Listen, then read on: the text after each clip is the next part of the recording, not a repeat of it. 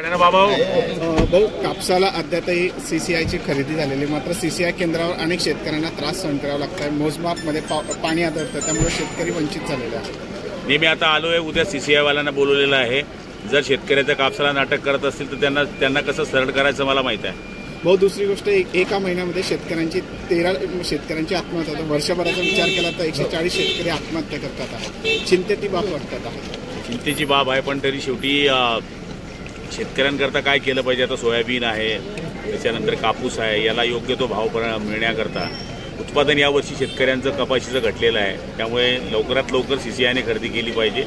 आम्ही भावापेक्षा थोडे जास्त पैसे मिळाले तर शेतकरी वाचू शकेल, नाही तर शेतकरी वाचू शकणार नाही। पण आता सरकार स्थापन झाल्यावर या गोष्टी होणार आहेत आणि आम्ही सरकारकडनं त्या गोष्टी मागून घेऊ। आत्महत्या याकरता काय आव्हान करा?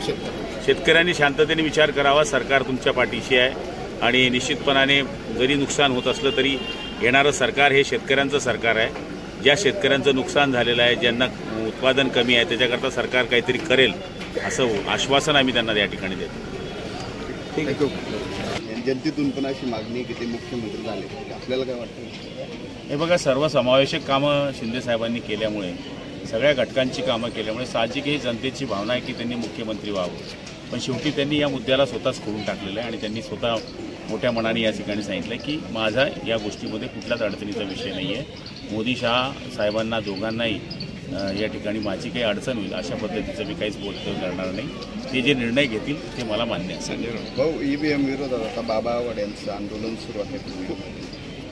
हे बघा, मी सुद्धा 6वी निवडणूक लढतोय। आम्हाला ज्या गावामध्ये वाटत होतं की या गावामध्ये आम्ही मायनस राहू, तर आज आम्ही याद्या चेक केल्या तर त्या गावामध्ये बरोबर आम्ही मायनस आहोत आणि ज्या गावामध्ये आम्ही ठरवलं होतं की या गावामध्ये प्लस राहू तर त्या गावामध्ये आम्ही प्लस आहोत। आता कसं आहे, लहान मुलं असताना रडीचा डाव खेळतात, तसा हा रडीचा डाव चालू आहे आणि मला तरी असं वाटतं की जिंकून आले तर हे चांगलं आहे आणि पडून गेले तर मग वाईट आहे। भाऊ, संजय राऊत यांनी उमेदवार जे नावं आहेत ते अद्यापही वेटिंगवर आहेत, काय याच्या मागचं कारण?